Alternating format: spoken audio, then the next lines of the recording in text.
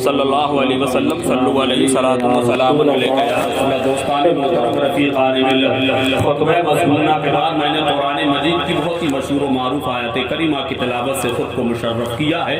پروردگار عالم اپنے مقدس کلام میں بڑے ہی فصیح و بلیغ انداز میں ارشاد فرماتا ہے، انک لا تسمع الموتیٰ، اے محبوب یہ تمہاری نہیں سنتے۔ حضرات آپ کو اچھی طریقے سے جانتے ہیں، ہمارے اور آپ کے درمیان سے عالی جناب مرد گرامی مرحوم مقبول صاحب حسین صاحب اس وقت ہمارے اور آپ کے درمیان میں نہیں ہیں۔ انہی کے انتقال پرملال پر ان کی روح کو اطالِ ثواب کی غرض سے ہم اور آپ یہاں پر بیٹھے ہیں، اور ہمارا اور آپ کا یہاں بیٹھنے کا مقصد، سننے سنانے کا مقصد صرف اور صرف یہ ہے کہ مولا ہم کو سنائیں اور آپ کو سماعت کریں۔ جو ذکر کیا جائے مولا اس ذکر خیر کی برکت سے مرحوم صاحب حسین صاحب کو کروٹ کروٹ جنت نصیب فرمائے، ان کے چھوٹے بڑے سارے گناہوں کی بخشش اور مغفرت فرمائے، ان کے درجات کو بلند و بالا فرمائے۔ حضرات قرآن مجید میں رب کریم ارشاد فرماتا ہے، اے محبوب یہ تمہاری نہیں سنتے اس لیے کہ یہ مردہ ہے۔ حضرات گرامی تاریخیں اٹھائیں گے تو پتہ چلے گا، آیات کریمہ کا جو نزول ہے وہ دیکھیں گے تو پتہ چلے گا۔ پیغمبر اعظم سید عالم صلی اللہ تعالی علیہ وسلم مکے کی سرزمین پر ہیں، اور آقائے دو جہاں نبی کریم صلی اللہ علیہ وسلم بندگان خدا کو اسلام کی تبلیغ کر رہے ہیں، اسلام کا پرچار کر رہے ہیں، لوگوں کو پتا ہے کہ رب وہ ہے جس نے ساری کائنات کو پیدا فرمایا ہے۔ آقا ارشاد فرماتے یا ایھا الناس قولوا لا الہ الا اللہ تفلحون، اے لوگوں کہو اللہ کے سوا کوئی معبود نہیں ہے، اور اگر تم یہ عہد و پیمان کر لو، یہ نیت اور یہ ارادہ کر لو، اس بات کو تسلیم کر لو کہ واقعی میں اللہ کے سوا کوئی معبود نہیں ہے، لعلکم تفلحون، تم کامیاب ہو جاؤ گے، کامران ہو جاؤ گے۔ جن لوگوں نے میرے نبی کی اس زبان فیض ترجمان سے نکلے ہوئے الفاظ کو قبول کیا، تسلیم کیا، پسند فرمایا، اسی جماعت کو صحابہ کرام کے نام سے جانا گیا۔ جنہوں نے کہا اللہ کے سوا کوئی معبود نہیں، وہ کامیاب ہو گئے، اور جب کامیاب ہوئے تو خدا کی قسم جب تک بکے نہ تھے تو کوئی پوچھتا نہ تھا، تم نے خرید کے ہمیں انمول کر دیا۔ جن لوگوں نے نبی کریم صلی اللہ علیہ وسلم کے اس ارشاد گرامی کو تسلیم نہ کیا، قبول نہ کیا، ان کو ابو جہل اینڈ ابو لہب کمپنی کے نام سے جانا گیا۔ مکے کا کفار و مشرکین کی جماعت کو ان کو یاد کیا گیا۔ جنہوں نے تسلیم کیا ان کو صحابہ کہا گیا، جنہوں نے نہیں مانا ان کو کفار و مشرکین کہا گیا۔ حضرات گرامی نبی فرماتے ہیں، اے لوگوں کہو اللہ کے سوا کوئی معبود نہیں، اگر تم یہ کہو گے تو تم کامیاب ہو جاؤ گے۔ حضرات گرامی نبی کی تقریر جاری ہے، نبی اصرار پہ اصرار کر رہے ہیں، نبی اقرار پہ اقرار کر رہے ہیں، اور ابو جہل اینڈ ابو لہب اینڈ سنس کی جماعت کے سارے لوگ مکے کے بڑے بڑے کفار و مشرکین نبی کی اس بات کو انکار پہ انکار کر رہے ہیں۔ نبی کی طرف سے اصرار پہ اصرار، اصرار پہ اصرار، کفار و مشرکین کی طرف سے انکار پہ انکار، انکار پہ انکار، اور اسی اصرار انکار اصرار اصرار کی قسمیں بلبل سدرا حضرت جبریل امین علیہ الصلوۃ و تسلیم تشریف لاتے ہیں، رب کا پیغام رب کے پیارے محبوب کی بارگاہ میں پیش کرتے ہیں، اور عرض کرتے مولا میرے پیارے آقا سید عالم صلی اللہ علیہ وسلم میرا رب فرماتا ہے انک لا تسمع الموتیٰ، اے محبوب یہ تمہاری نہیں سنیں گے اس لیے کہ یہ مردہ ہے، یہ تمہاری نہیں سنیں گے اس لیے کہ مردہ ہے۔ اب جب قرآن عظیم کی یہ آیت کریمہ نازل ہو رہی ہے، علماء بیٹھے ہیں، بڑی ذمہ داری کے ساتھ ایک لفظ بولوں گا کہ اس وقت ابو جہل کا انتقال نہ ہوا تھا، ابو لہب زندہ تھا، ابو جہل زندہ تھا، امیہ ابن خلف زندہ تھا، مکے کے بڑے بڑے کفار و مشرکین زندہ تھے، چلتے تھے، پھرتے تھے، کھاتے تھے، پیتے تھے، اٹھتے تھے، بیٹھتے تھے، کاروبار کرتے تھے، سوتے جاگتے تھے، بیوی بچوں کے حقوق ادا کرتے تھے، لیکن قرآن نے چلتے پھرتے ابو جہل کو مردہ کیوں کہا؟ قرآن نے چلتے پھرتے ابو لہب کو مردہ کیوں کہا؟ حضرات گرامی یہ ضروری نہیں کہ ملک الموت آئے تب آدمی مردہ اور نہ آئے تو زندہ، ایسا بالکل نہیں۔ جس دن ابو جہل بنو گے اسی دن مردہ قرار دے دیے جاؤ گے، جس دن ابو لہب بنو گے اسی دن مردہ قرار دے دیے جاؤ گے۔ نبی فرماتے ہیں ذاکر اور غافل کی مثال ایسے جیسے زندہ اور مردہ۔ اگر آپ ذکر خدا میں اپنی زبان کو سرشار رکھتے ہیں تو آپ زندہ ہیں، اور نمازوں سے دور ہیں، ذکر خدا سے دور ہیں، آپ چلے پھرے کھائے پیے، لیکن حدیث بتلا رہے کہ آپ سے مردہ ہو. بخاری اور مسلم شریف کی یہ حدیث پاک ہے. ذاکر اور غافل کی مثال دیتے ہوئے نبی فرماتے ہیں ضروری نہیں ہے میں کہہ رہا ہوں, پیغمبر ارشاد فرماتے ہیں اے لوگوں کہو اللہ کے سوا کوئی معبود نہیں. جنہوں نے کہا لا الہ الا اللہ وہ کامیاب ہو گئے. اب ابو جہل کو چلتے پھرتے ابو جہل کو قرآن نے مردہ کیوں کہا؟ اور ادھر دیکھو جنگ احد میں امیر حمزہ شہید ہو گئے, آپ کے جسم کے ٹکڑے ٹکڑے کر دیے, شیطان نے آپ کے گلے کو نکال کر منہ میں چبا لیا گیا. اس امیر حمزہ کے بارے میں قرآن تیرا کیا فیصلہ ہے؟ میدان کارزار میں کربلا کی سرزمین پر عباس علمبردار کے بازو کٹے, مولا قرآن عظیم بتا تیرا اس کے بارے میں کیا فیصلہ ہے؟ قاسم کی جوانی لٹی, قرآن فیصلہ کر ان کے بارے میں تیرا کیا ارشاد ہے؟ جوان علی اکبر کی لاش پر گھوڑے دوڑا دیے گئے. اسلام کے تحفظ کے لیے میدان بدر میں, جنگ احد میں, جنگ صفین میں, جنگ یرموک میں, جنگ تبوک میں, جنگ احزاب میں شہیدان کربلا شہید ہوئے. قرآن ان کے بارے میں تیرا کیا فیصلہ ہے؟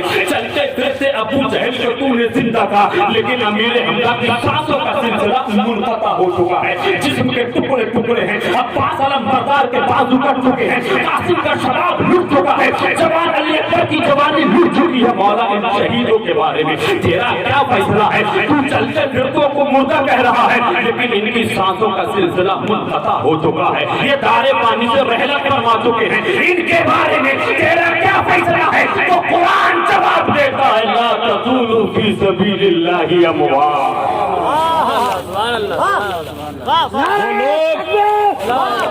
نعرہ تکبیر, اللہ, نعرہ رسالہ, یا رسول, نعرہ رسالہ, یا رسول اللہ. وہ لوگ جو اللہ کی راہ میں قتل کیے جائیں انہیں مردہ بھی مت کہو, بل احیاء ولکن لا تشعرون, بلکہ وہ زندہ ہیں لیکن تمہیں ان کی زندگی کا شعور. کیا مطلب؟ چلتے پھرتے ابو جہل کو قرآن نے مردہ کیوں کہا اور کٹے ہوئے امیر حمزہ کو قرآن نے زندہ کیوں کہا؟ لٹے ہوئے قاسم کے شباب کو دیکھ کے قرآن نے ان شہیدان اسلام کو زندہ کیوں کہا؟ چلتے پھرتے ابو جہل کو مردہ اور جن کی سانسوں کا سلسلہ منقطع ہو چکا ہے ان کو زندہ کیوں کہا؟ تو بات دراصل یہ ہے کہ پیغمبر اعظم سید عالم صلی اللہ تعالی علیہ وسلم کی دشمنی اور عداوت نے چلنے پھرنے کے ساتھ ساتھ, اٹھنے بیٹھنے کے ساتھ ساتھ, کھانے پینے کے ساتھ ساتھ, تجارت کاروبار کرنے کے ساتھ ساتھ چلتے پھرتے ابو جہل کو جینے نہ دیا, اور مصطفیٰ کی محبت نے کٹنے کے بعد امیر حمزہ کو مرنے نہ دیا. کیا مطلب؟ پیغمبر کی وفاداری کا نام زندگی ہے, پیغمبر سے غداری کا نام موت ہے. جس دن پیغمبر سے غداری کرو گے, جس دن پیغمبر سے عداوت کرو گے, اسی دن تمہیں مردہ قرار دے دیا جائے گا, اسی دن تم مردہ گھوشت قرار دے دیے جاؤ گے. رسول ہاشمی کی وفاداری کا نام زندگی ہے, رسول ہاشمی کی غداری کا نام موت ہے. یہی وجہ ہے بغداد شریف زندہ اس لیے کہ وہاں پیغمبر کی وفاداری موجود ہے. گلیر شریف زندہ, وہاں پیغمبر کی وفاداری موجود ہے. مکن پور شریف زندہ, وہاں پیغمبر کی وفاداری موجود ہے. کچھوچا مقدسہ زندہ, وہاں پیغمبر کی وفاداری موجود ہے. بریلی شریف زندہ, پیغمبر کی وفاداری موجود ہے. پیلی بھیت شریف زندہ, وہاں پیغمبر کی وفاداری موجود ہے. کھانا بھون دے مردوں کا مرکز, نجد دے مردوں کا مرکز, سہارنپور مردوں کا مرکز, دیوبند مردوں کا مرکز. رسول سے وفاداری کا نام زندگی ہے, رسول سے غداری کا نام موت ہے. بہت اچھا پیغام ہے, زندہ باد. اس لیے کہا گیا انک لا تسمع الموتى, یہ تمہاری نہیں سنیں گے, اس لیے کہ یہ مردہ ہے. چلتے تو ہے, پھرتے تو ہے, اٹھتے تو ہے, بیٹھتے تو ہے, لیکن قرآن چلتے پھرتے ایسے آدمیوں کو مردہ قرار دے رہا ہے. 40ویں کی محفل سجی ہے. آؤ آقا کریم سید عالم صلی اللہ علیہ وسلم کے ایک عاشق صادق ہیں جس کو پوری دنیا سیدنا خواجہ ابوالحسن سیدنا خواجہ حسن بصری کے نام نامی اس میں گرامی سے جانتی ہے. ان کا دور دورہ ہے. ان کے زمانے کی بات ہے کہ ایک خاتون کی جوان بیٹی کا انتقال ہو گیا. ایک خاتون کی جوان بیٹی کا انتقال ہو گیا. انتقال کے کچھ دنوں کے بعد عثمان نے اپنے بیٹی کو اس حال میں دیکھا کہ جہنم کے آگ میں اس کو ڈال دیا گیا ہے. جہنم کا سخت سے سخت عذاب اس پر مسلط کر دیا گیا ہے. ایک ماں اپنی بیٹی کو اس حال میں دیکھے, یا بیٹا اپنے باپ کو اس حال میں دیکھے, یا باپ اپنے بیٹے کو اس حال میں دیکھے, بھائی اپنے بھائی کو قبر کے منظر نامے کو اس طرح سے دیکھے, بتاؤ اسے نیند آئے گی تو آئے گی کیسے؟ اس کی چین اور سکون ختم ہو جائے گا. کروٹوں پہ کروٹیں بدلتے بدلتے عثمان نے کسی طریقے سے رات گزاری. صبح کا سورج نمودار ہوا. نماز فرض ادا کرنے کے بعد حضرت خواجہ حسن بصری رضی اللہ تبارک و تعالی عنہ کی خانقاہ میں پہنچی, اور پہنچنے کے بعد اپنے خواب کے بارے میں سارا معاملہ پیش کرتی ہے. سرکار خواجہ حسن بصری ارشاد فرماتے, جاؤ عشاء کی نماز کے بعد جب تم بستر استراحت پر جاؤ تو یہ اوراد و وظائف پڑھنا, یہ آیات مبارکہ پڑھنا. پڑھنے کے بعد کل جو تم نے خواب میں دیکھا ہے وہ آج تمہیں دیکھنے کو مل جائے گا. حضرات گرامی, وہ ماں اپنے مکان کی جانب رواں دواں ہے. شام کا سورج غروب ہوتا ہے. خواجہ حسن بصری عشاء کی نماز ادا کرنے کے بعد اوراد و وظائف سے فارغ ہونے کے بعد جب بستر استراحت پر تشریف لے جاتے ہیں تو خود خواجہ حسن بصری خواب میں دیکھتے ہیں تو کیا دیکھتے ہیں؟ کل اس کی ماں نے اپنی بیٹی کو دیکھا تھا تو جہنم میں جل رہی تھی. جہنم کا سخت سے سخت عذاب پر مسلط کر دیا گیا تھا. لیکن آج خود حضرت خواجہ حسن بصری دیکھ رہے ہیں تو جنتی لباس ہے, جنتی لباس ہے, جنتی محل ہے, جنتی باغ ہے, جنت میں ٹہلتے بھی نظر آ رہی ہے. اب پوچھتے ہیں بیٹی یہ کیا معاملہ ہے؟ کل تیری ماں نے دیکھا تھا تو سچویشن کچھ اور تھی, آج میں تجھے دیکھ رہا ہوں سچویشن کچھ اور ہے. ان 24 گھنٹوں میں تیری کون سی نیکی, تیرا کون سا عمل تجھے جہنم سے نکال کر جنت میں پہنچا رہا ہے؟ وہ عرض کرتی, سرکار کل میں جہنم میں تھی, آج میں جنت میں ہوں. اس کو جہنم سے نکال کے جنت میں پہنچانے کے لیے میرا اپنا کوئی کام نہیں, میرا اپنا کوئی نیک عمل کام نہیں ہے, بلکہ کل کی شام کا جب سورج غروب ہو رہا تھا ایک اللہ کے نیک بندے کا بزرگ ہم اس قبرستان سے, وہ جس قبرستان میں ہم کو مدفون کیا گیا تھا,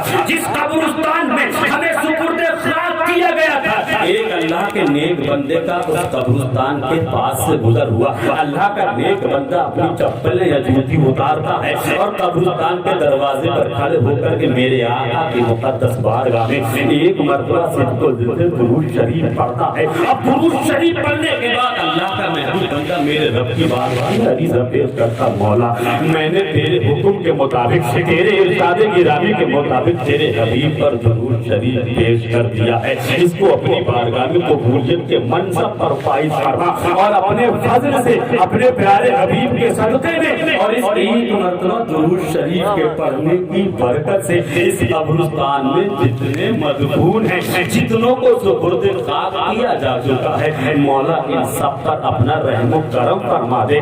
سب پر اب سب کو اپنے فضل سے ان کو جنت میں اعلیٰ سے اعلیٰ مقام نصیب فرما دے. وہ بیٹی عرض کرتی ہے, سرکار ہمارا اپنا کوئی عمل نہیں, اللہ کے اس نیک بندے نے ایک مرتبہ درود شریف پڑھا تھا تو مجھ کو تنہا نہیں, میری طرح 500 سے زائد جہنمیوں کو آج کی رات میں اللہ نے جہنم سے نکال کے جنت میں اعلیٰ سے اعلیٰ مقام عطا فرما دیا ہے. کیا مطلب؟ جب ایک مرتبہ درود شریف کے پڑھنے کا عالم یہ ہے, جب ایک مرتبہ درود پاک کے پڑھنے کی برکت سے 500 سے زائد لوگوں کو جہنم سے نکال کر جنت میں اعلیٰ سے اعلیٰ مقام عطا کر دیا جا سکتا ہے, تو ہمارا اور آپ کا یقین کامل ہے. ہم نے یہاں بیٹھ کر, آپ نے یہاں بیٹھ کر اپنے نبی پر نہ جانے کتنی مرتبہ درود و سلام پڑھا ہوگا, نہ جانے کتنا ذکر خیر کیا ہوگا اور سماعت کیا ہوگا. میرا ماننا یہ ہے کہ رب کریم کے کرم سے, مصطفیٰ کے صدقے میں, اس ذکر خیر کی برکت سے انشاءاللہ ہمارے عزیز جناب صاحب حسین صاحب کی مغفرت بخشش بھی ہو گئی ہوگی انشاءاللہ. یہ ہمارا یقین کامل ہے جب ایک مرتبہ درود شریف کا یہ عالم ہے، یہ برکتہ ہے، تو ہم نہ جانے انگنت مرتبہ کتنی مرتبہ درود شریف پڑھتے ہیں۔ اس لیے مہربانی کیا کرو، قبرستان کے آس پاس جب گزرا کرو 1 منٹ کے لیے رک جایا کرو، تمہارے رشتے دار ہیں وہاں پر، تمہارے عزیز ہیں، اور تمہیں بھی ہمیں بھی ایک دن اس جگہ پہ جانا ہے، لہذا موت کی تیاری کرو، قبر کی تیاری کرو۔ جو دنیا سے جا چکے ہیں اللہ ان کی بخشش اور مغفرت فرمائے۔ ہمارے عالی جناب صابر بھائی اللہ کا کرم ہے، بڑے نیک مخلص آدمی تھے، علماء نواز تھے، مدرسے کے طلباء سے بڑی عزتیں کیا کرتے تھے، علماء سے بڑی محبتیں کیا کرتے تھے۔ ایک حدیث کا ٹکڑا پیش کروں، یقین جانے ایمان میں تازگی پیدا ہوگی جس نے دنیا میں مدرسے کے طلباء کی خدمت کی ہوگی، مدرسے کے طلباء کی خدمت کے ساتھ ساتھ علماء کی خدمت کی ہوگی، انشاءاللہ ان علماء اور طلباء کی خدمت کی برکتوں سے اس شخص کی بخشش اور مغفرت کی ہو جائے گی۔ میری آرزو ہے کہ طالب قرآن آپ ہو جائے، ہر ایک پرچم سے اونچا پرچم اسلام ہو جائے۔ اور ہمیں کیا مطلب دنیا ہے مدرسے، کیا مطلب دنیا سے مدرسہ ہے وطن اپنا، مریں گے ہم کتابوں پر، فرق ہوگا کفن اپنا، بلبل سے بہرحال نشے من نہ چھوٹے گا، برقے تپا کے خوف سے گلشن نہ چھوٹے گا۔ استغفر اللہ ربی من کل ذنب واتوب الیہ۔ مولا میرے بولنے میں قصدن سہون کوئی چھوٹی بڑی غلطی ہو گئی ہو، مولا سب سے پہلے اس کو اپنے خاص فضل و کرم سے معاف فرما کر اپنی بارگاہ میں قبولیت کے منصب پر فائز فرما، اور اس ذکر خیر کی برکت سے مولا جناب صادق حسین صاحب کو پرور جنت نصیب فرمائے، ان کے گھر والوں کو، ان کے بیٹوں کو، ان کے تمام دوست احباب رشتہ داروں کو مولا صبر جمیل اور اس پر اجر عظیم نصیب فرمائے۔ اسلام زندہ باد، مسلمان زندہ باد، خوب کی سیر جمن پھول سے نشاد رہے، باغ میں جاتا ہوں گلشن تیرا آباد رہے، رہا گلشن تو پھول کھلتے رہیں گے، رہی زندگی انشاءاللہ ہم اور آپ ملتے رہیں گے۔ اسلام زندہ باد، مسلمان زندہ باد، فاتح چہلم زندہ باد، وآخر دعوانا ان الحمدللہ رب العالمین۔ السلام علیکم ورحمۃ اللہ۔ وعلیکم السلام، ماشاء اللہ، سبحان اللہ۔ چراغ ہم